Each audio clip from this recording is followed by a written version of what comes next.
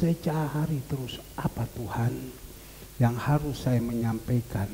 Karena saya adalah seorang gembala. Saya bukan penginjil. Penginjil saya hanya sampaikan saja, sampaikan selesai. Tetapi kalau saya sebagai gembala, saya sampaikan dan saya rindu supaya anak-anak kami yang disampaikan, yang dipercayakan, digembalakan, mereka bisa berubah. Itu yang paling penting, ya. Mereka bisa berubah. Dan gereja itu bukan tempat entertainment, mereka itu bukan tempat makan minum, gereja itu adalah bengkel. Datang dengan hitam, keluar harus putih. Dia putih itu karena kebenaran firman. Saya berdoa sampai saya berpikir, saya lemparkan, kok saya tidak dapat ini ayat-ayat, kok rasanya hati ini mau menyampaikan kok dah enak. Ya, dah enak. Saya lemparkan saja. Kok saya tidak dapat? Tapi saya coba menghubungi beberapa hamba-hamba Tuhan. Saya bilang, besok ini tutup tahun. Ya, kamu ada khotbah di luar. Oh ada. Oh ya, saya bukan minta mereka isi di sini. Cuma saya mau cari tahu, kamu dapat apa dari Tuhan untuk menyampaikan ini hari kan, besok ini hari yang terakhir tutup tahun. Kamu dapat apa? Saya tahu ada firman Tuhan yang mengatakan mengucap syukurlah dalam segala hal, baik dan tidak baik, mengucap syukur. Ya memang kita harus mengucap syukur. 1 tahun loh Tuhan pelihara kepada kita. Tuhan jaga, Tuhan sertai. Ya, bahkan mungkin hidup kita dicukupkan segala semua dan kita bisa lewat persoalan demi persoalan. Kalau udah bisa keluarkan ucap syukur, mau ucap apa lagi? Kalau kita tidak berterima kasih sama Tuhan, tolong HP-nya disimpan ya. Dek, HP-nya disimpan ya, simpan. Ya, simpan saja HP ya, nanti baru main waktu keluar. Ya. Kalau tidak ucap syukur, kalau tidak berterima kasih, mau apa lagi? Kita harus jadi orang. Tetapi Tuhan taruh di dalam hati saya, Bapak Ibu. Dia taruh di dalam hati saya. Orang-orang yang ngomong semua hamba-hamba Tuhan, udah cocok di dalam hati saya. Jadi apa ini Tuhan? Saya serahkan aja. Kalau paling besok tidak ada firman Tuhan yang Tuhan sampaikan, paling saya mengatakan nyanyi pujian, saya ucapkan 1, 2, 3 kata, selesai. Kan kalau bukan Tuhan yang suruh, jangan kita pakai akal pikiran kita. Jangan pakai pikiran-pikiran untuk tabrak kiri, tabrak kanan. Kasihan. Ya. Tapi Bapak Ibu dengar baik-baik. Saya tidur.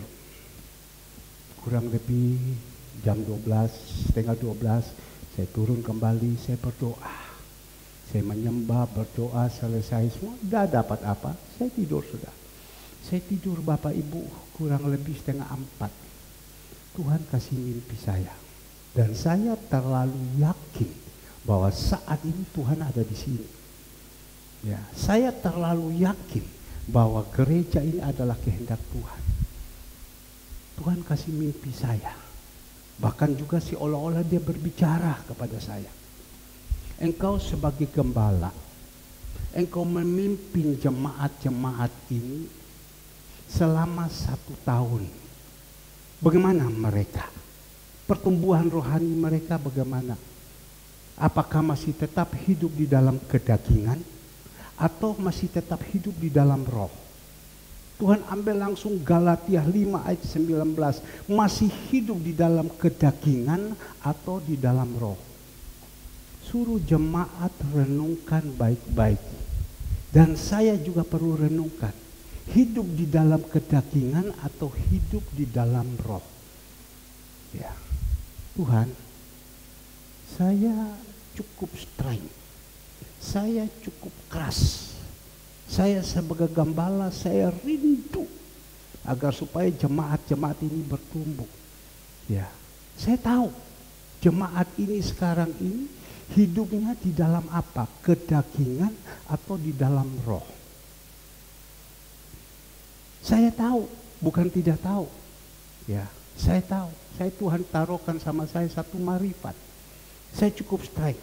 Bukti anak-anak kita yang datang dari sekolah dari Tawangmangu, mereka duduk saja di sini, mereka main HP dari mimbar, saya tegur.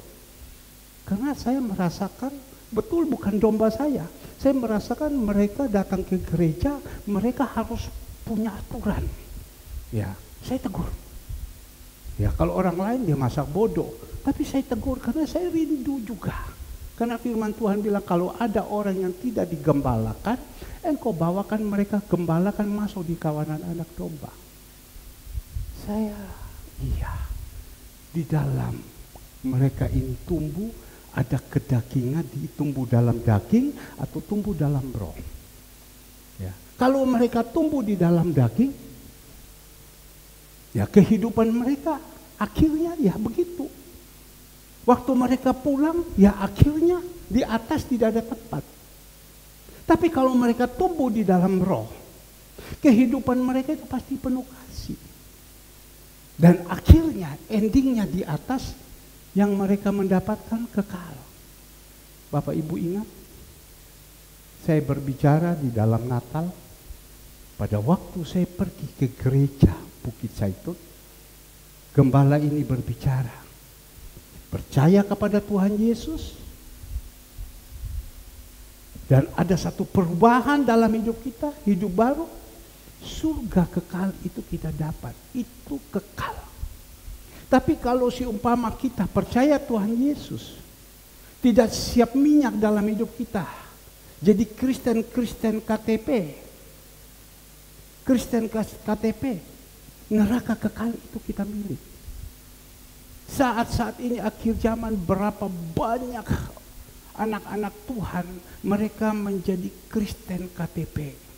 Kristen yang sudah jauh daripada Tuhan, Kristen yang sudah mundur daripada Tuhan. Tuhan kasih ingat saya. Iya. Tapi waktu saya putar jalan pagi, Tuhan hanya kasih ingat sama saya. Jemaat Tuhan kita ini selama 1 tahun. Hari ini kan sudah tanggal 31. Besok kan sudah masuk 2024. Siapa ya, mohon maaf, yang meninggal ya? Aneh ya, ditanya. Siapa yang meninggal ya? Saya pikir-pikir tidak ada. Saya hanya pikir Ibu Lo. Ya. Tapi sudah lama Ibu Lo. Saya hanya pikir almarhumah Pak Ibu Sirait. Sudah lama. Tahun 2021. Sudah lama. Yang 2023 ini siapa ya? Saya pikir tidak ada. Saya masih kurang puas. Saya naik di atas, saya tanya kepada Ibu Gembala. Siapa ya yang sudah dipanggil? Tidak ada. Masa tidak ada? Tahun lalu lagi tidak ada. Kalau Ibu Sirait dan Ibu Lo mungkin 3 tahun yang lalu. Mungkin seperti itu. Ibu Gembala kan paling ingat. Saya berpikir-pikir berarti Tuhan ini masih sayang kepada kita ya. Ya, masih sayang sama kita. Belum kita diizinkan panggil pulang. Seperti saya sudah umur 64. Tuhan masih sayang ya. Kalau sampai Tuhan panggil kita pulang, apakah kita ini sudah siap? Sekali lagi, kalau Tuhan panggil kita pulang, apakah kita ini sudah siap? Maka itu Kristen itu, pengikut Kristus, jangan jadi KTP. Apakah sudah siap untuk terima? Ya, maka itu Tuhan belum panggil. Berarti Tuhan masih sayang kita. Barusan ini kami pergi di Paktiluhur. Di perjalanan Ibu Andreas bilang, aku belum mau Pak dipanggil Tuhan. Belum mau Pak. Karena apa? Barusan Ibu Andreas pergi ke Blitar. Di sana orang sugui dia durian. Dia lihat itu durian, dia makan 3 buah atau 3 biji. 3 buah mungkin kalau saya tidak salah. Kalau salah mohon maaf. Saya makan, dia bilang. Itu kepala saya itu mulai bung. Dia bilang, Tuhan tolong jangan ambil saya dulu. Dia bilang, aku belum siap. Loh kenapa belum siap? Masih ada dosa Bu. Loh saya bilang, Bu, Ibu ini kan melayani. Ya, Ibu ini setia gereja, ibadah. Ibu setia ini, setia ini. Bahkan persembahan kacang hijau ibu tidak pernah terima uang, ibu sumbangkan begitu saja. Ya. Tapi ibu masih bilang belum siap. Ibu berbuat apa tanpa pamrih, ibu lakukan semua. Ibu kan masih bilang belum siap. Apa yang dia katakan? Dah gampang Pak untuk masuk surga Pak. Kita harus betul-betul mematikan kedagingan kita ini. Mematikan kedagingan kita ini. Ya, jadi memang tidak gampang untuk masuk surga. Tapi kalau kita mau berusaha kan bisa. Dengan apa? Dengan kebenaran firman. Nah ini ayat yang Tuhan kasih kepada saya. Kita buka di dalam Galatia 5 ayatnya yang ke-16. Galatia 5 ayatnya yang ke-16. Sebenarnya pagi ini saya bisa menyampaikan, mari kita buka mengucap syukur dalam segala hal baik. Tapi Tuhan bilang, suruh jemaat itu renungkan. Galatia 5 ayatnya yang ke-16. Hidup menurut daging atau roh? Sekali lagi, ya. Hidup menurut daging atau roh? Dengar baik-baik. Ya. Yang dikatakan kita berhasil, sekali lagi yang dikatakan kita berhasil, bukan harta banyak, bukan punya mobil, bukan punya rumah, punya. Yang dikatakan berhasil kalau kita sudah dibarui sama Tuhan. Bila mana kita sudah diperbarui, itu dikatakan berhasil. Kalau kita di rumah, kita punya mobil, kita punya uang, segala semua, itu cuma bonus. Yang dikatakan berhasil, bila mana roh kita ini sudah dirubah. Ya, tadi pagi saya jalan, putar. Iya ya, di dalam gereja ini ada mobil yang mewah-mewah, ada 4 biji. Ada 4 biji. Karena persis ponakan saya, mereka pergi semua, mobilnya ditaruhkan sini, yang satu yang putih. Ada 4 biji, ini mobil-mobil mewah semua. Loh kalau saya punya mobil mewah macam begini semua, ya, tetapi kalau ini tidak benar kan tidak ada gunanya. Tidak ada gunanya. Maka itu mari kita renungkan apa yang Tuhan pesan. Galatia 5 ayatnya ke-16. Hidup menurut daging atau roh? Maksudku dari Rasul Paulus kepada jemaat yang ada di Galatia, maksudku ialah hiduplah oleh roh, maka kamu tidak akan menuruti keinginan daging. Ya. Sebab keinginan daging berlawanan dengan keinginan roh. Dan keinginan roh berlawanan dengan keinginan daging. Karena keduanya bertentangan sehingga kamu setiap kali tidak melakukan apa yang kamu kehendaki. Akan tetapi jikalau kamu memberi dirimu dipimpin oleh roh, maka kamu tidak hidup di bawah hukum Taurat. Perbuatan daging telah nyata, yaitu pencabulan, kecemaran, hawa nafsu, penyembahan berhala, sihir, perseteruan, perselisihan, iri hati, amarah, kepentingan diri sendiri, pencitraan, roh pemecah, kedengkian, kemabukan, pesta pora, sebagainya. Terhadap semua itu kuperingatkan kepada kamu seperti yang telah kubuat dahulu, bahwa barang siapa melakukan hal-hal yang demikian, ia tidak akan mendapat bagian dalam kerajaan Allah. Ini kalau kita hidup di dalam kedagingan, tidak ada bagian di kerajaan Allah. Lanjut dulu. Tetapi buah roh ialah sukacita, damai sejahtera, kesabaran, kemurahan, kebaikan, kesetiaan, kelemah lembutan, menguasai diri. Tidak ada hukum yang menentang hal-hal itu. Barang siapa menjadi milik Kristus Yesus, ia telah menyalibkan daging dengan segala hawa nafsu dan keinginannya. Jikalau kita hidup oleh roh, baiklah hidup kita juga dipimpin oleh roh. Ini yang Tuhan bawakan kepada saya. Dia izinkan saya mimpi tadi pagi. Beritahukan kepada jemaat dan saya juga harus tahu. Saya sekarang berdiri di atas mimbar, saya menyampaikan firman Tuhan. Apakah saya juga hidup di dalam roh atau saya hidup di dalam kedagingan? Ini firman Tuhan, ini bukan kita ceplok taruh di otak jadi pintar. Dan untuk bisa menerjemahkan kiri kanan tidak. Tetapi ini firman Tuhan, ini kita coba renungkan baik-baik. Di dalam 1 tahun 2023. Mulai dari bulan 1 sampai bulan 12 tanggal 31 ini. Kita seberapa yang ini boleh merenungkan baik-baik. Tidak usah pikirkan dulu yang lain. Ini sekarang ini akhir zaman. Sudah tidak lama lagi Tuhan kita Yesus mau datang. Apakah kita sudah siap menyambut kedatangannya? Seperti 5 gadis bodoh dan 5 gadis bijaksana. Banyak orang hanya memikirkan dunia, pusing dengan dunia, pusing dengan dunia, pusing dengan dunia. Dia tidak pernah memikirkan akhirat. Dia hanya kejar itu dunia. Ini saya, hebat. Sekarang saya sudah punya ini, saya sudah punya ini, saya sudah punya ini.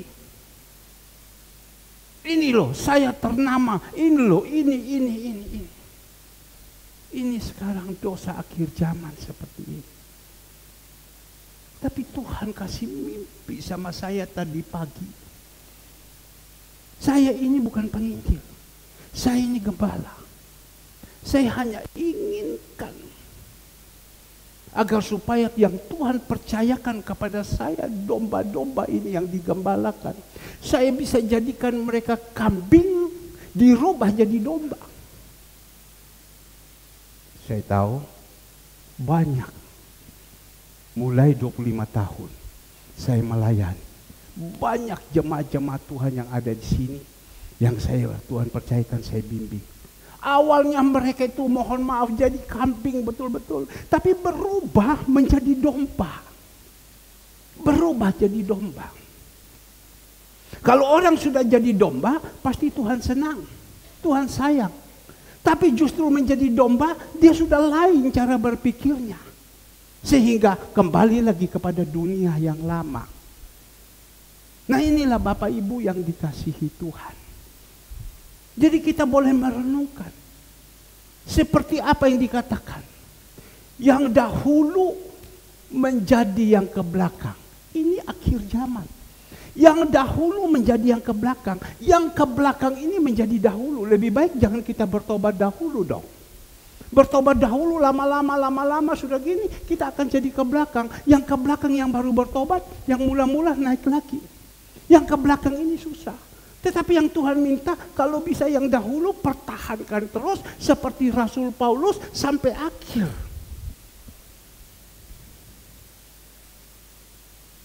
Ini mungkin tidak favorit ini firman.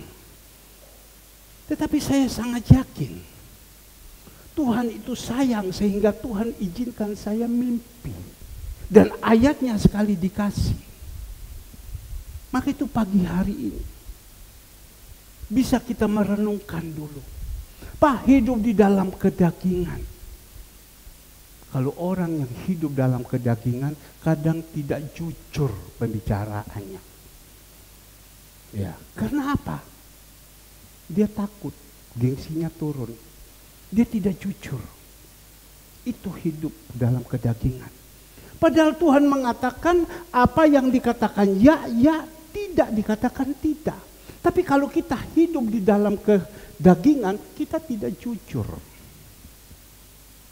Kita harus belajar jujur. Bagaimana? Memang berat. Saya senantiasa berbicara dengan anak-anak saya. Maksudnya anak saya Andre dan Kesia. Kemarin saya berbicara, boleh bilang hampir 2 jam. Saya berbicara dengan anak saya Alfred. Yaitu Alfred yang anak saya yang kandung itu, saya berbicara hampir 2 jam. Saya berbicara, aduh Papa punya ilmu-ilmu ini.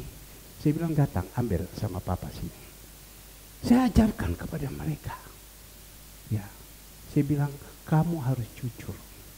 Kalau kamu tidak jujur berarti kamu bohong. Kamu bohong itu apa untung sih kamu bohong? Kamu bohong itu apa untungnya? Lebih baik kalau engkau salah, engkau ngomong saja saya salah. Kan sudah bagus. Tapi engkau berkelit bagaimana caranya untuk supaya menutup kesalahan kamu, itu salah. Engkau harus berbicara jujur. Jujur itu Tuhan senang. Kita mau tahu masa depan, bisa. Mazmur 37 ayat 37. Mazmur 37 ayat 37. Perhatikanlah orang yang tulus dan lihatlah kepada orang yang jujur. Sebab pada orang yang suka damai akan ada masa depan. Di dunia ini kita kepingin punya masa depan. Tuhan bilang tidak usah pusing-pusing. Supaya engkau punya masa depan, satu, kau harus jujur. Kau harus tulus. Tidak usah suka tukaran satu sama lain. Kepahitan kiri kanan. Tidak usah. Belajar itu. Bahkan juga dikatakan Mazmur 73 ayat pertama. Mazmur 73 ayat pertama. Ya. Di sesungguhnya Allah itu baik bagi mereka apa? Yang tulus hatinya, bagi mereka yang bersih hatinya. Tapi kalau kita hidup di dalam kedagingan, ya, kita bisa tidak jujur. Satu sama lain iri hati. Satu sama lain punya kebencian. Satu sama lain saling benci, berkelahi, perseteruan dan lain-lain. Anak Tuhan tidak boleh begitu.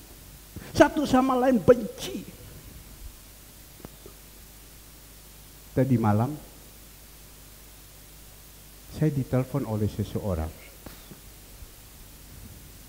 Mengatakan begini, Pak, itu lagi sakit orangnya. Ya.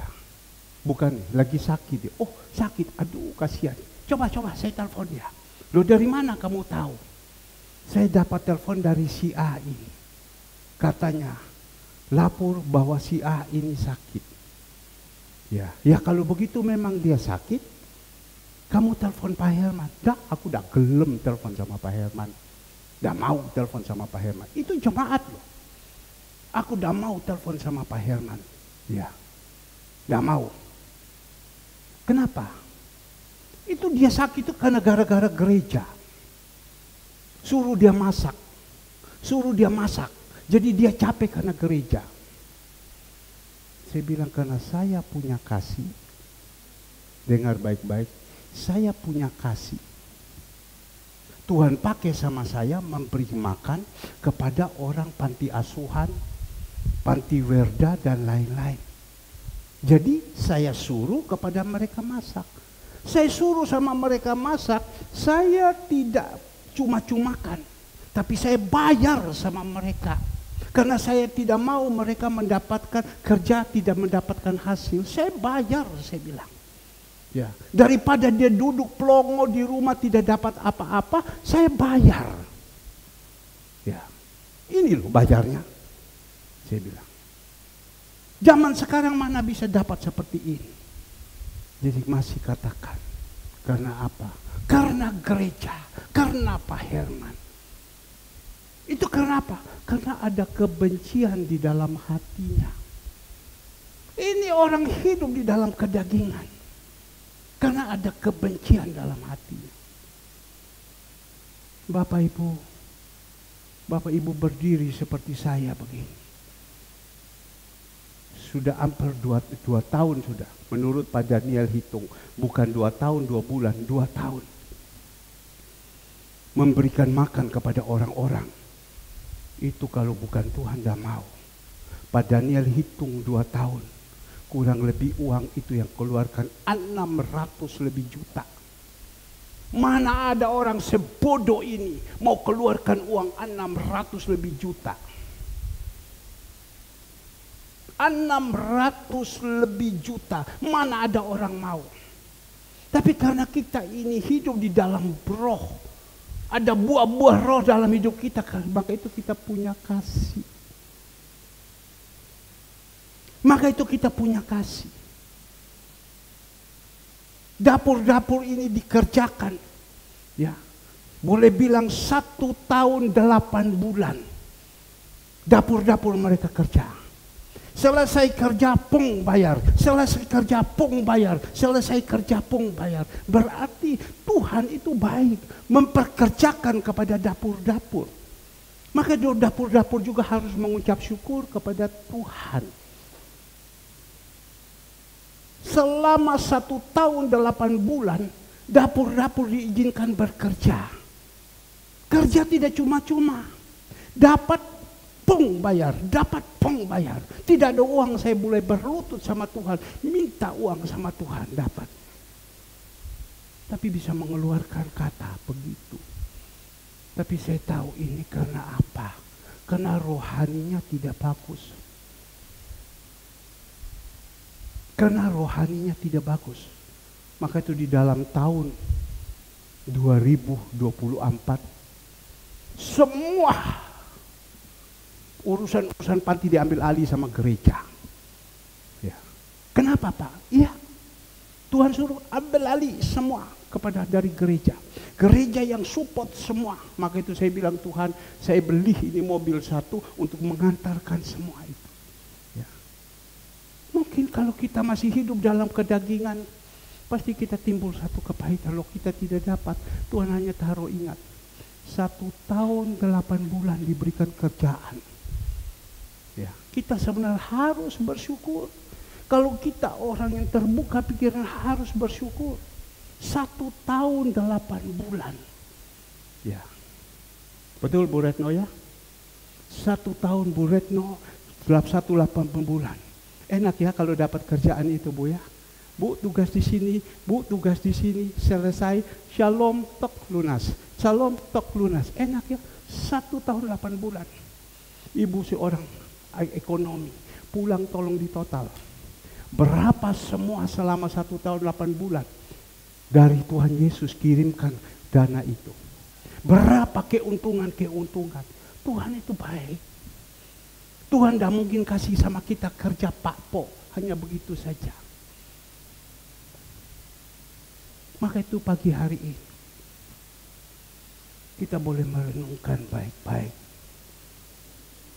Selama 1 tahun dalam mengiringi Tuhan, tidak usah terlalu jauh kita ambil. Bagaimana kehidupan rohani kita? Masih ada dalam kedagingan atau sudah naik ke buah-buah roh yang indah Tuhan berikan? Pagi ini. Karena dia katakan di dalam ayatnya yang ke-17. Sebab keinginan daging berlawanan dengan keinginan roh. Dan keinginan roh berlawanan dengan keinginan daging. Karena kedua-duanya bertentangan. Sehingga kamu setiap kali tidak melakukan apa yang kamu kehendaki. Gelap dengan terang itu bertentangan. Bertentangan. Ini dosa akhir zaman. Kita harus tahu. Bukan salah kita. Memang Tuhan izinkan semua. Kita tahu di dalam firman Tuhan 2 Timotius 3. Ayatnya yang pertama tolong dikeluarkan. 2 Timotius 3 ayat yang pertama. Ketahuilah bahwa pada hari-hari terakhir akan datang masa yang sukar. Ini menceritakan hari-hari yang terakhir. Ada masa yang sukar. Tujuan Tuhan izinkan masa yang sukar itu untuk apa? Waktu kita sukar bukan kita berontak. Kita sukar itu kita datang sama Tuhan.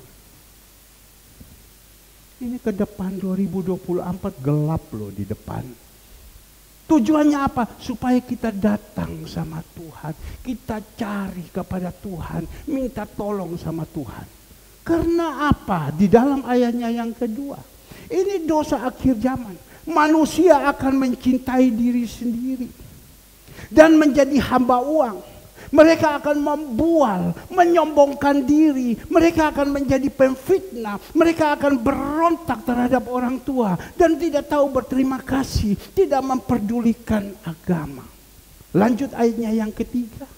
Yang ketiga dikatakan tidak tahu mengasihi, tidak mau berdamai, suka menjelekkan orang, tidak dapat mengekang diri, garang, tidak suka baik, yang baik. Lanjut, 4, suka mengkhianat, tidak berpikir panjang, berlagak tahu, lebih menuruti hawa nafsu daripada menuruti Allah. 5, secara lahiriah mereka menjalankan ibadah mereka, tetapi pada hakikatnya mereka memungkiri kekuatan. Jauhilah mereka. Secara lahiriah mereka beribadah. Seperti pagi hari ini. Saya bersyukur saya ada di antara saya punya anak-anak. Ya, mereka pergi kemana? Tapi waktu ibadah mereka tahu mereka pulang. Karena apalagi mereka tahu hari ini hari yang terakhir di tahun 2023. Mereka mau datang kepada Tuhan. Tuhan, terima kasih. Tuhan, kau sudah tolong saya. Anak Talia, selesai Natal, Tuhan izinkan dia sakit. Saya mendengar waktu izinkan Natal, malam Natal, bukan malam Candlelight, malam Natal waktu dia sakit. Ibu gembala bilang, Talia, saya telepon kepada dia. Kamu gimana? Katanya dokter suruh masuk rumah sakit. Ya. Tapi kita melihat Tuhan tolong, Tuhan jaga, Tuhan perhitungkan. Selesai didoakan, selesai semua. Dia ada. Kemarin saya tanya, katanya mau latihan. Katanya Talia tidak bisa datang. Loh, saya bilang kenapa Talia tidak bisa datang? Dia ini kan barusan ditolong Tuhan. Dokter suruh tahan masuk rumah sakit. Tapi dia bilang tidak, aku di rumah saja. Tuhan sembuhkan dia. Kenapa dia tidak bisa datang? Kenapa tidak bisa latihan? Tidak mengucap syukur sama Tuhan. Habis itu suster lagi gimana? Oh, suster ada tugas bukan di gereja, di rumah sakit. Oh ya sudah. Ya, kenapa? Tapi saya tidak tahu, kemarin mungkin dia datang. Ya, kita datang. Kita latihan. Karena apa? Kita membalas kebaikan-kebaikan Tuhan. Apa yang Tuhan sudah buat kepada kita. Maka itu beberapa minggu yang lalu Tuhan taruh. Apa yang dikatakan Rasul Paulus di dalam Roma 12 ayat 1. Karena itu kunasihatkan kepada, persembahkanlah tubuhmu yang kudus, yang benar, yang sempurna. Ya. Hidupmu yang suci persembahkan. Bukan untuk manusia kok. Bukan. Maka itu perlu kita itu dibukakan pikiran. Jadi pagi hari ini Bapak Ibu, boleh sekedar kita merenungkan kepada Tuhan. Tuhan, bagaimana kehidupan saya ini? Ada di dalam kedagingan atau ada di dalam buah-buah roh? Kita melihat apa yang dikatakan. Ayat 18, akan tetapi jikalau kamu memberi dirimu dipimpin oleh roh, maka kamu tidak hidup lagi di bawah hukum Taurat. Ya. Perbuatan daging telah nyata. Cabul, cemar, hawa nafsu, bla bla bla. Ya, di situ ada 11. Coba kita boleh merenungkan dulu. Apakah kita ini masih hidup di dalam kedagingan, mengikuti Tuhan sekian lama masih hidup dalam kedagingan? Kalau kita masih hidup dalam kedagingan, berarti kita ini tidak berubah dong. Loh, kenapa tidak berubah? Ya, karena kekerasan hati kita. Karena kekerasan hati kita. Saya sebagai gembala saya berbicara. Dan ini yang saya berbicara ini adalah dititip sama Tuhan melalui mimpi saya. Saya sudah berkata tadi, saya sudah tidak tahu saya mau sampaikan apa. Saya mau sampaikan ucapan syukur, rasanya hati tidak damai. Mau sampaikan ini, tidak rasa damai, tidak segala. Tapi Tuhan kasih ingat, suruh jemaat, ya, periksa diri lagi. Di dalam 1 tahun ini hari tanggal 31, ya, bagaimana? Kita hidup sekarang di mana? Ini yang datang ini kan pendatang semua. Kalau Hani bersama istri pendatang, ya. Josie bersama teman-teman mereka pendatang. Yang lain di mana? Adakah ucap syukur sama Tuhan? Kalau mereka betul-betul ucap syukur, Bapak Ibu, mereka mau datang kepada Tuhan. Tuhan, terima kasih Tuhan. Terima kasih sambil mengoreksi diri. Saya berbicara dengan teman saya pengusaha apel.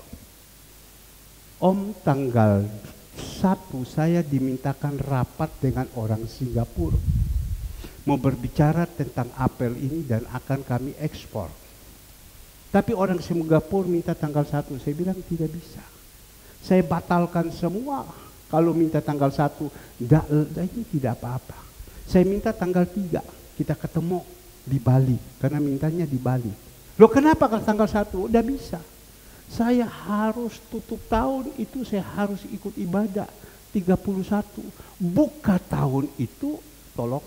Buka tahun itu saya juga harus ibadah, apalagi ada perjamuan kudus. Saya harus ibadah. Di gereja saya di mana saya digembalakan, di gereja di mana saya ditumbuhkan, saya harus tahu kamsyah sama Tuhan. Saya harus tahu berterima kasih sama Tuhan. Kadang kita jadi manusia, jadi anak-anak Tuhan, sudah tidak tahu berterima kasih. Itu kedagingan. Sudah tidak tahu berterima kasih. Tapi dia bilang, saya harus tahu berterima kasih. Meskipun dia batal, saya tidak jadi kirim dan lain-lain, tidak apa-apa. Tuhan bisa berkati saya dalam. Yang penting saya dahulukan Tuhan. Jangan omong bilang mereka, jangan omong bilang jemaat, saya saja kadang itu seperti itu. Barusan 2 hari yang lalu kalau saya tidak salah, saya dikirimkan orang 1 besek tahu. Dia kirim sama saya 1 besek tahu. Agus ini ngomong, Pak ini ada orang kirim tahu. Ya, kirim tahu. Habis kirim tahu itu, saya diam, saya lupa. Atau mungkin juga pikiran hati saya lagi disumpet dengan setan. Ya, saya tidak terima kasih. Bapak Ibu, orang itu telepon sama saya jam 9 malam. Dia telepon sama saya. Saya sudah tidur, dia telepon sama saya. Waktu saya sudah tidur, saya kaget bangun. Ada satu suara menggerakkan kepada saya. Bangun kau. Angkat itu telepon. Saya lihat, lu orang ini telepon. Waktu lihat orang ini telepon, saya ingat. Lu, saya dah terima kasih. Ampun ya, sorry ya. Sorry. Tahumu saya sudah terima. Sorry. Saya tidak terima kasih sama kamu. Sorry, kamsia. Sorry. Oh, dah apa-apa, dia bilang. Saya mau cari tahu.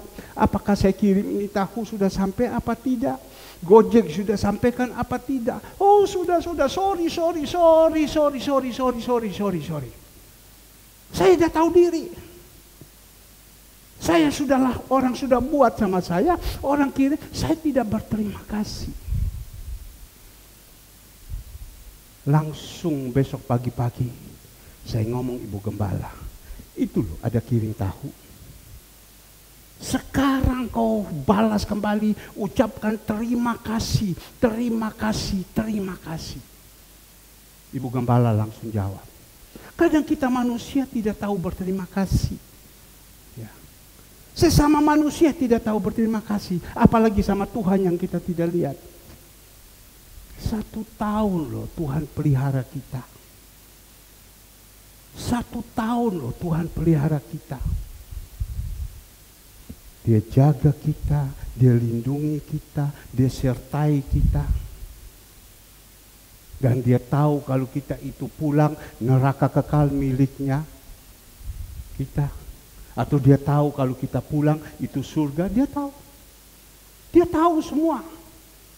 Maka itu di dalam 1 Samuel 2 ayatnya yang ke-6.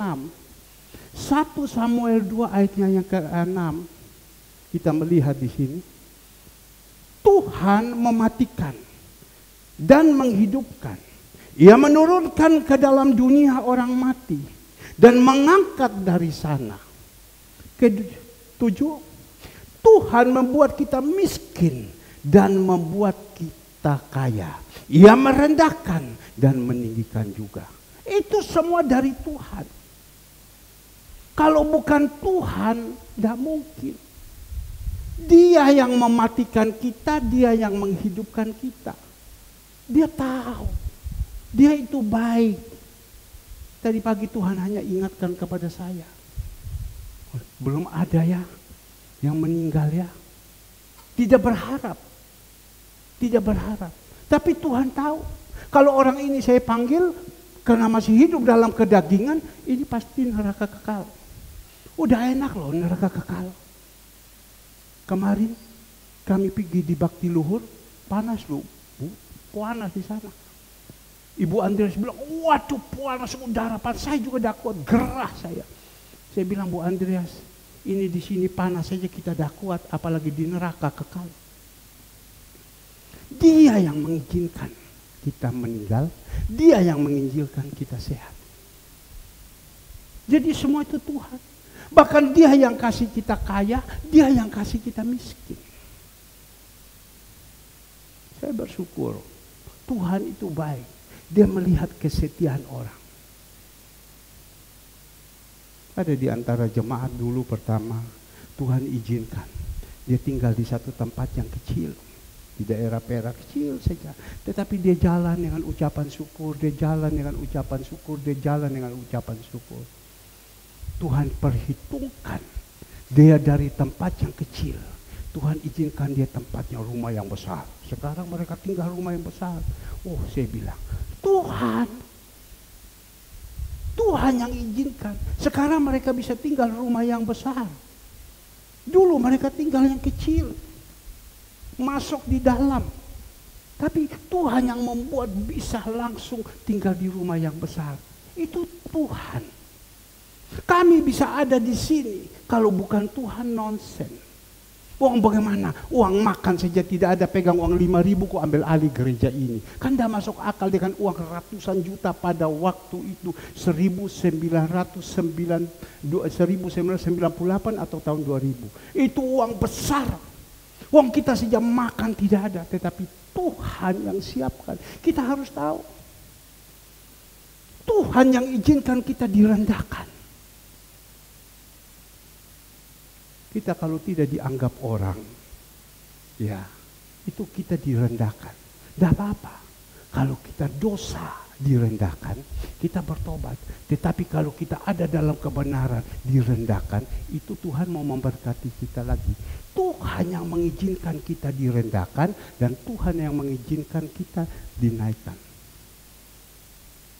Bapak Ibu yang dikasihi Tuhan, kita boleh saat ini merenungkan baik-baik. Mungkin kadang tidak cocok ya cara berpikir kita. Maka itu pengajaran itu semuanya. Ya, itu penting sekali. Back to the Bible. Pengajaran. Jangan sampai pengajaran sekarang di luar itu sudah kiri kanan sehingga membuat kita itu kacau pikiran. Saya barusan seorang hamba Tuhan, boleh dikatakan hamba Tuhan, ya juga bukan tidak. Dia berkata kepada saya, Pak, anak kamu kapan menikah? Kapan menikah? Ya, saya bilang kalau Tuhan izinkan tahun depan, dan mungkin sekarang dong, ya kan? Tahun depan menikah. Oh, dia bilang kalau sudah menikah, dia anak-anak zaman sekarang dah mungkin mau tinggal sama-sama orang tua. Ini loh. Dah mungkin sekarang tinggal sama orang tua. Anak-anak zaman sekarang mana mau dia bilang tinggal dengan orang tua. Dia harus minta rumah di luar. Iya. Jadi saya bilang sama dia, kamu sebagai bapak, kamu sebagai hamba Tuhan jangan ajarkan salah kepada anak-anak kamu. Baik kalau engkau ini orang kaya, Mau kawin, mau tinggal, kau beli rumah. Tapi kalau engkau tidak punya uang untuk beli rumah, saya bilang kau dengar baik-baik ya. Berapa banyak orang sekarang tidak punya rumah, kontrak. Habis kontrak selesai bingung mau bayar bagaimana. Kau mau paksa seperti itu. Jadi kalau bapak bagaimana? Kayak bilang kalau saya punya anak, dia paksa seperti itu, ya sudah engkau pergi cari rumah sendiri. Kau beli sendiri kan? Betul apa tidak? Kau cari sendiri, beli sendiri. Kami tidak punya uang. Tapi kalau kau mau menikah, ini tempat di sini begitu besar. Tapi kalau tidak mau, cari sendiri. Jadi tempat ini, ya sudah tetap untuk Tuhan. Saya panggil anak perempuan saya sama-sama dengan saya. Saya ngomong kayak gitu. Dia diam, iya ya. Iya saya bilang. Orang zaman sekarang kalau tidak pegang uang, ya, kontrak rumah, habis kontrak pusing. Betul toh Ibu Cu? Iya kan? Untung Ibu Cu, Tuhan masih kasih izinkan Ibu Cu masih tinggal di Simolawan dan sampai sekarang. Jadi tidak pikir kontrak. Coba ada di antara jemaat sekarang yang kontrak. Pak, kumpul uang Pak, bayar kontrak Pak. Kumpul uang Pak, bayar kontrak. Kalau ada uang, kalau tidak ada uang bagaimana? Ya, maka itu kadang kita manusia ini, hidup ini macam-macam. Ya, tidak mau kumpul ini, tidak mau kumpul itu. Saya sekarang ini diizinkan masuk terus ke panti-panti, khusus panti Werda. Saya tanya kepada panti-panti Werda. Saya tanya apa? Kamu kenapa ada di sini? Kenapa kamu ada di sini? Dia bilang, Pak, saya ada di sini, anak saya yang masukkan saya di sini, Pak. Saya masuk di sini, mantu saya yang kasih masuk saya di sini, Pak. Kurang ajar mereka. Jawab begitu. Mereka yang memasukkan. Karena mereka tidak mau kumpul. Tapi saya tetap pegang. Pernah saya mendengar tentang patung batu dan patung emas. Kalau orang-orang yang hidup dalam kedagingan, mereka pasti lemparkan orang tuanya ada di panti. Tapi kalau kita jadi patung emas, mereka tidak berani. Ngerti patung emas? Dia punya kuasa, dia punya uang, dan lain-lain. Mana ada berani? Ya. Tapi kalau kita patung batu, tidak ada apa-apa, sodor tangan, dikuabo sama anak-anak. Ini zaman sekarang anak-anak model begitu. Maka itu saya berdoa supaya jemaat Tuhan yang ada sini jangan seperti itu. Karena seperti itu dia nanti satu saat dia pulang, dia tidak mendapatkan sesuatu di atas. Bahkan juga di dunia ini hidupnya tertutup. Barusan saya pergi di Panti Surya. Waktu kami pergi sana melayani, tiba-tiba ada satu oma dengan kursi roda. Mak, tunggu siapa? Oma tunggu siapa? Saya tunggu anak saya. Oh, belum datang? Belum. Sebentar lagi datang. Yang datang itu bukan anaknya. Yang datang itu adalah mantunya. Dan mantu itu datang, saya langsung ngomong, Oma, ini mantu kamu, ini siapa? Oh, ini mantu. Ini yang dua siapa? Ini anak saya dari Singapura datang. Coba bayangkan. Ini anak saya dari Singapura. Saya bilang, kamu mantu 1 bulan, 1 bulan berapa kali kamu datang? Oh tidak, 3 bulan sekali datang lihat Oma. Sekarang mantu anak cucu ini baru sekolah pulang Singapura karena libur datang sini. Saya bilang cobalah, kalau bisa kamu seminggu kamu datang 2-3 kali. Kalau bisa bawa pulang ini oma, simpan di rumah. Dah bisa pak, sibuk. Saya bilang 2 tahun saya bilang saya kasih makan oma kamu. Dia diam. 2 tahun oma ini saya kasih makan. Bapak dari gereja mana? Saya dari GBI Surya Kebenaran. Oma itu jawab, GBI Surya Kebenaran, ini Bapak Pendeta Herman. 2 tahun saya kasih makan.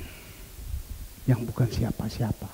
Kalian ini tidak perhatikan kayak gitu. Kamu ingat ya, apa yang kau tabur itu kau tuai. Saya tidak peduli. Apa yang kau tabur, kau tuai itu. Kau tuai. Maka itu saya bilang, sekarang ini manusia akhir zaman. Kalau dia hidup dalam kedagingan, dia tego, dia mentolo. Berapa saat yang lalu, kami pergi di Panti Werda. Saya, istri, dan kedua anak. Saya senantiasa bawa mereka ke sana. Sampai di sana, ketemu teman saya. Kamu kok ada di sini? Dia bilang, Pak Herman, saya kurang ajar, dia bilang. Sama anak saya dimasukkan. Loh, jadi kantor kamu di Indrapura situ, wes tak jual, dia bilang. Sama anak saya suruh jual, tak jual. Kapal-kapal di mana semua, wes tak jual kape. Jadi uang itu saya pegang. Waktu saya pegang, dia minta sama saya, Pak, tak putar ini uang, saya putar, ya sudah, yang penting Papa kasih. Dah tahu uang itu saya dimasukkan di sini. Sampai sekarang saya dimasukkan sini, jarang dia datang lihat. Kurang ajar itu anak itu, terkutuk, dia bilang. Saya belajar. Kurang ajar itu anak, terkutuk. Saya pergi berikutnya lagi, dia sudah meninggal. Sudah meninggal. Saya percaya kalau mereka hidup di dalam kedagingan, hidup dalam duniawi yang sedang digoncangkan ini, itu hidupnya seperti itu. Maka itu Bapak Ibu yang dikasihi Tuhan, jemaat Tuhan. Tuhan pesankan kepada saya, bertanya kepada jemaat ya, yang ada pagi hari ini. Jemaat yang betul-betul digembalakan dengan belasan tahun, puluhan tahun, dengan yang baru datang ini. Kalian selama mengikuti Tuhan sampai hari ini, kalian ini masih tetap dalam kedagingan atau kalian sudah hidup di dalam buah-buah roh? Masih dalam kedagingan atau buah-buah roh? Kalau kedagingan itu yang ada berontak saja terus, berontak saja. Tipu muslihat itu ada. Timbul iri hati, kenapa orang ini diberikan, kenapa saya tidak? Segalanya semua. Hidup di dalam kedagingan, Bapak Ibu mulai menguraikan. Tetapi buah roh kita lihat. Tetapi buah roh ayat 22 ialah kasih, sukacita, damai sejahtera, kesabaran, kemurahan, kebaikan, kesetiaan, kelemah lembutan, penguasaan diri. Tidak ada hukum yang menentang hal itu. Barang siapa menjadi milik Kristus Yesus, ia telah menyalibkan daging dengan segala hawa nafsu dan keinginannya. Kalau kita ada buah-buah roh itu sudah ada dalam hidup kita. Roh Tuhan sudah ada dalam hidup kita. Dengan sendiri kita lihat 21, kasih itu pasti ada. Kasih sesama sejemaat. Kasih kepada orang-orang lain yang ada. Kasih itu ada. Kalau kita tidak mau kasih, Roh Kudus yang ada kepada kita itu yang menggerakkan kita.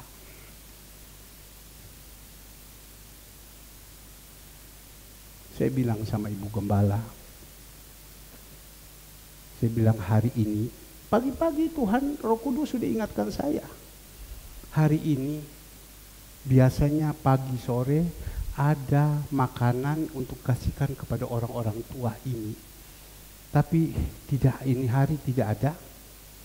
Jadi saya omong sama Ibu Gembala, tidak ada ini makanan. Bagaimana coba lihat dulu. Ibu Gembala bilang, masih ada makanan. Ya, tapi nanti saya masak, saya suruh antar. Ya, antar kepada apa? Orang tua. Karena apa? Karena punya kasih. Tadi saya tanya sama Pak Toga Sirai, Opung kalau seumpama hari ini pagi tidak ada makan, sudah ada apa-apa Pak Herman, saya makan saja di pinggir jalan sana, bayar 25.000. Ya, sudah usah Opung ya, nanti tunggu ya, habis selesai ibadah, nanti Ibu Gembala masak dipanasi, nanti Agus kirim. Kasih, punya kasih kepada siapa? Orang-orang tua yang ada. Kalau kita ada Tuhan dalam hidup kita ini, kita punya kasih. Mau memperhatikan orang satu sama lain. Mana ada orang mau dipakai. Kalau saya bilang bukan saya hebat, kalau saya tidak punya kasih, mana selama 2 tahun saya mau pakai hidup saya untuk bawa berkat kepada orang-orang di panti. Saya tidak putar pagi hari ini, nanti sore saya putar. Mana saya mau, saya korbankan kedua anak saya. Kamu ikut antar. Loh, orang kebanyakan anak-anak itu dikorbankan untuk apa? Yang have, yang best, yang lain-lain. Suruh macam begini, tidak mau. Tapi saya bilang, ayo kamu jalankan ini. Kalau mereka tidak punya kasih, mereka pasti tolak. Tidak mau Pak. Tapi mereka sekarang punya tugas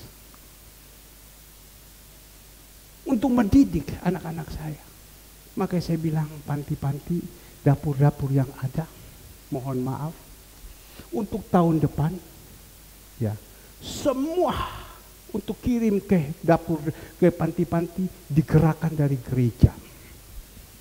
Kalau mungkin, aduh Pak, kenapa tidak gini-gini? Ya, itu Tuhan suruh saya. Dan saya gerakan anak-anak saya, kamu pergi. Kamu pergi. Nanti untuk kacang hijau setiap hari Sabtu boleh. Siapapun yang dapur-dapur yang mau bawa, oke bawa. Nanti gereja bayar. Tapi kalau untuk dapur-dapur semua diambil alih sama gereja. Seluruhnya diambil alih. Kenapa? Tuhan perintah. Wah, saya bilang Tuhan, ya. 1 tahun 8 bulan. Saya percaya tidak mungkin Ibu Retno, pokok Isang ini. Dia sudah tahu Ibu Retno, 1 tahun 8 bulan kita dikasih. Betul ya? Kita dikasih. Kita harus alhamdulillah loh. Kita harus bersyukur. Jangan kita manusia terima enak, haleluya, terima tidak enak, langsung halelupa. Oh itu salah. Dengan kata ucapan syukur baik dan tidak baik. 1 tahun 8 bulan sudah dikasih sama jemaat, sama Tuhan. Kita terima. Sekarang Tuhan izinkan lagi kepada saya. Capek loh kita antar. Bukan tidak capek. Kadang mohon maaf, ampun saya Tuhan. Kita kalau bawa makanan itu di belakang penuh. Kadang dia tumpah di dalam. Kita pakai mobil ini, mobil-mobil baru, bau makanan itu di dalam itu begitu. Tapi sudah saya bilang, jalankan saja. Kadang waktu goyang itu makanan tumpah di dalam dan lain-lain, mulai pulang bau pesing makanan. Sebab ini mobil-mobil yang semacam begini. Tapi sudah kita jalankan saja.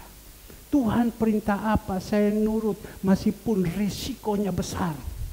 Tapi saya percaya pasti ada yang bisa terima, ada yang tidak bisa terima. Saya tahu, tapi itu resiko yang besar. Tapi Tuhan ingatkan kepada saya, 1 tahun 8 bulan. Sudah dikerjakan oleh dapur-dapur. Tolong Ibu Retno, sore lapor saya. Selama 1 tahun 8 bulan, Ibu Retno bekerja. Ya, bekerja semua itu. Bekerja semuanya itu. Berapa semua. Dia sudah dapat itu bersyukur. Tadi saya berbicara dengan seseorang, saya ngomong kepadanya, kami suruh itu tidak sia-sia. Kami suruh itu kami jalankan. Semua itu bukan cuma-cuma. Semua yang kami suruh, semua itu, semua pakai uang. Selesai bayar. Selesai bayar. Selesai bayar. Kaget orang. Loh, saya bilang tidak cuma-cuma, bayar. Dah sedikit loh bayar. Dah sedikit loh bayar. Ya, dah sedikit loh bayar. Selesai bayar. Selesai bayar. Bisa lihat? Ya. Bayar, bayar, bayar. Tuhan itu tidak pernah mau utang. Kalau kita punya kasih, kita jalankan. Kalau tidak punya kasih, tidak mau. Kalau orang sudah ada kasih, kita melihat di sini. Ayat 21. Kalau orang sudah ada kasih, apalagi dikatakan? Ya, ayat tadi, ayatnya yang buah roh ayat 20, coba. Ya. Penyembahan berhala, sihir, pertuturan 21. Ya. Kedengkian, kemabukan, 22. Tetapi buah roh ialah kasih. Kalau kasih sudah ada, itu sukacita, damai sejahtera itu turun dalam hidup kita. Kesabaran itu turun dalam hidup kita. Enak loh. Kalau kita punya kasih, ada roh Tuhan, itu hati itu penuh dengan sukacita. Hati itu penuh dengan kesabaran. Damai itu ada. Tadi pagi jam 5. Seorang dokter spesialis dia ngomong begini sama saya. Dia video call. Pak Herman punya rambut ini habis ya di atas ya. Pak Herman pakai wig, dia bilang. Wah, kalau Pak Herman pakai wig, ganteng, bagus. Karena apa? Pak Herman punya muka, saya lihat ini bersih sekali.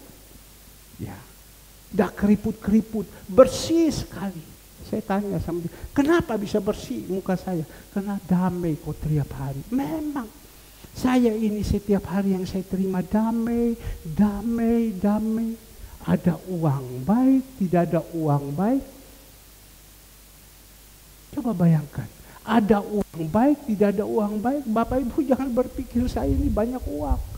Saya ini hidup ini hanya karena Tuhan saja. Ya, dari mana saya uang? Kemarin saya berbicara dengan anak saya, Alfred. Papa hidup semua saya lihat sangat berkecukupan ya. Saya katakan amin. Amin. Sangat berkecukupan, amin saya bilang. Persembahan semua, karena dia omong persembahan, karena lama dia tidak bicara. Persembahan semua di gereja apa semua, karena dia ada ikut di gereja wah. Saya bilang, nak, enggak usah omong itu persembahan. Papa tidak berpikir di situ. Kamu mau tahu persembahan di gereja 250.000, 300.000. Buset Papa, dia bilang. Loh, kamu dengar tuh 250.000, 300.000 atau 350.000 sekali ibadah. Kalau kadang sore hanya 150.000. Loh, habis perpuluhan. 1 bulan 5 juta, top 6 juta. Buset, dia bilang. Kok bisa Papa macam begini? Ya, saya bilang itu. Kok bisa Papa hidup? Saya dengar itu. Saya kuatkan dia. Karena Papa lempeng di jalannya Tuhan. Papa lempeng di jalannya Tuhan. Tuhan buat sama Papa aneh. Hari lepas hari, hari lepas hari Papa lihat kemuliaan demi kemuliaan. Papa setiap hari kirim contoh sama saya di YouTube. Papa kasih makan ini orang-orang semua. Dari mana Papa dapat uang ini macam begini? Saya mulai injili dia. Kadang uang perpuluhan datang. Papa ambil, Papa kasih di dapur-dapur bekerja. Ya. Kadang Tuhan tidak tahu bagaimana cara kirim. Jadi cukup. Ya. Loh, saya lihat papa punya kendaraan dan lain-lain, itu saya bilang aneh. Orang itu bingung lihat sama papa. Kenapa? Kok ikut? Karena papa ada di dalam jalan yang benar. Tuhan bikin kemuliaan demi kemuliaan. Oh begitu. Di situ baru saya mulai masuk injili dia. Jadi keuangan yang ada di sudah tidak kita melayani bukan cari uang. Kita melayani ini untuk pakai kemuliaan nama Tuhan. Yang penting jiwa-jiwa ini. Yang penting anak-anak kita sudah jadi manusia, mereka hidup di dalam kebenaran. Cukup untuk hidup kita itu nanti Tuhan yang atur. Maka itu Bapak Ibu, mari kita hidup di dalam buah roh. Ada satu pertobatan. Saya percaya kalau kita hidup di dalam satu pertobatan, Tuhan itu senang. Amsal 10 ayatnya yang ke-6. Kita melihat Amsal 10 ayatnya ke-6. Berkat ada di atas kepala orang apa? Orang benar. Saya hanya minta jemaat Tuhan supaya hiduplah di dalam kebenaran. Kalau kita hidup dalam kebenaran, hidup dengan penuh buah roh yang ada, itu berkat itu akan turun dalam hidup kita. Itu kuncinya. Buktinya siapa? Kami keluarga berusaha hidup di dalam kebenaran. Tuhan cukupkan semua. Papa di gereja pengeluaran semua 1 bulan berapa banyak? 50 juta dibilang Papa pasti tidak cukup. 60 jatuh. Betul saya bilang nah. Besar sekali pengeluarannya. Tapi Papa tenang.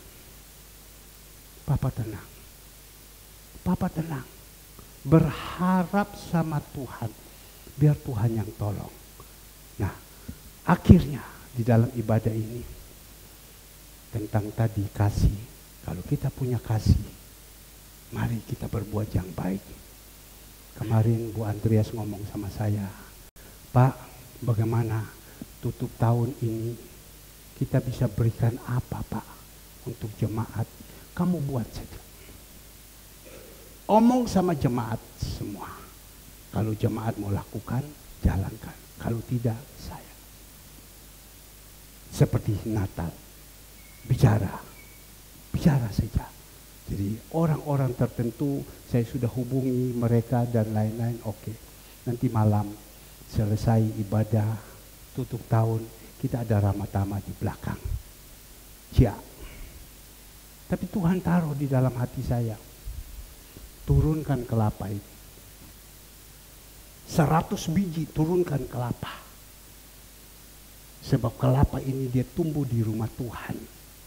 Habis itu selesai, bawa potong itu kelapa. Habis potong, kasih jemaat itu minum. Ya, karena ini dari rumah Tuhan. Ya, baik. Benar. Kemarin Saudara Agus dengan Andre, mereka urus kasih turun dari atas ini kelapa. Untuk siapa? Untuk jemaat.